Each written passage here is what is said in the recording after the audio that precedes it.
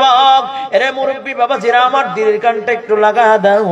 মায়ার নবী রহমাতাল লিল আলামিন নবী মুহাম্মদুর রাসূলুল্লাহ। ওমা গুনাহ হইব। এই দুই একজনে বললেন সাল্লাল্লাহু আলাইহি সাল্লাম, হ্যাঁ যারা দাড়ি পাইকে গেছে আমার বাসানরা, এরাই কি মৃত্যুবরণ করবেন, আর কেউ করবেন না। তার নবীর উপরে দুরূদ পড়লে গুনাহ হবে? একটু জোরে কন্যা সাল্লাল্লাহু আলাইহি ওয়াসাল্লাম। এই যে ভুল করলেন এই জন্য 10 বার হ্যাঁ হাতটা জাগান, বলেন সাল্লাল্লাহু আলাইহি ওয়াসাল্লাম, সাল্লাল্লাহু আলাইহি ওয়াসাল্লাম, সাল্লাল্লাহু আলাইহি ওয়াসাল্লাম, সাল্লাল্লাহু আলাইহি ওয়াসাল্লাম, সাল্লাল্লাহু আলাইহি ওয়াসাল্লাম, সাল্লাল্লাহু আলাইহি ওয়াসাল্লাম, সাল্লাল্লাহু আলাইহি ওয়াসাল্লাম, সাল্লাল্লাহু আলাইহি ওয়াসাল্লাম, সাল্লাল্লাহু আলাইহি ওয়াসাল্লাম। আরাক করলেন, রাগ করলেন। এই যে 10 বার দুরূদ পড়লেন, লস হয়েছে না লাভ হয়েছে? বলে কেমন লাভ বলবো? বলবো যখন কোন বান্দা একবার আমার নবীর উপরে দুরূদ পড়ে আল্লাহ তাআলা 10টা রহমত বর্ষণ করেন। যখন কোন বান্দা একবার দুরূদ পড়ে আল্লাহ তাআলা 10টা মাকাম বাড়ায়া দেন, 10টা গুনাহ মাফ করে দেন। জোরে বলুন সুবহানাল্লাহ।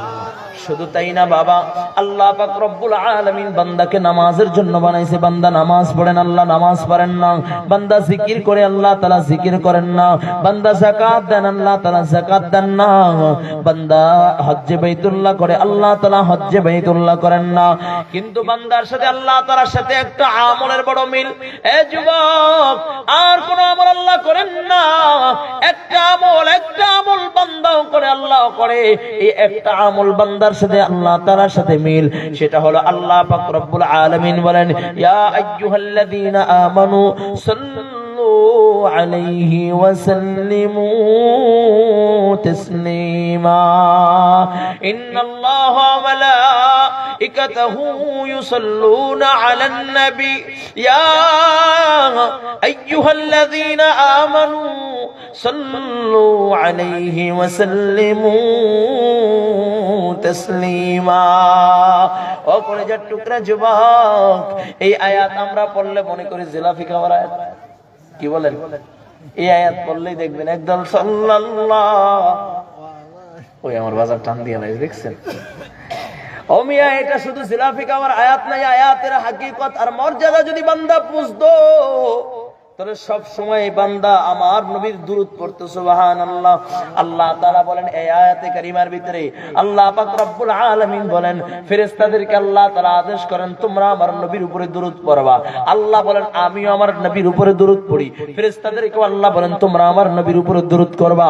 আল্লাহ তাআলা বলেন হে ঈমানদারগণ, তোমরাও আমার নবীর উপরে দুরূদ করবা। তার মানে আমার নবীর উপরে স্বয়ং আল্লাহ দুরূদ পড়েন, ফেরেশতারাও দুরূদ পড়েন, বান্দাদেরকেও আল্লাহ বলেছেন দুরূদ পড়ার জন্য। বলুন সুবহানাল্লাহ। এই একটা আমল বান্দার সাথে আর আল্লাহ তাআলার সাথে মিলে যায়। বলুন সুবহানাল্লাহ।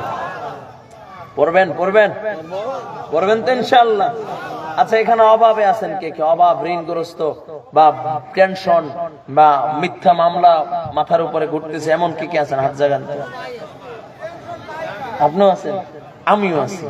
কে কে আছেন? হাত জাগান তো। না, অনেকে নাই, মাশাআল্লাহ, তাদেরকে বরকত দান করুন। তাহলে বলার নাই, বলবো একটা আমল বলবো। যারা অভাবে আছেন তাদের জন্য, যারা ঋণগ্রস্ত আছেন তাদের জন্য, যারা পেরেশানিতে আছেন তাদের জন্য এই আমলটা শুনবেন। কার কার লাগবে আমল? হাত জাগান তো। অনেকের লাগবো না, তাহলে বলবো না।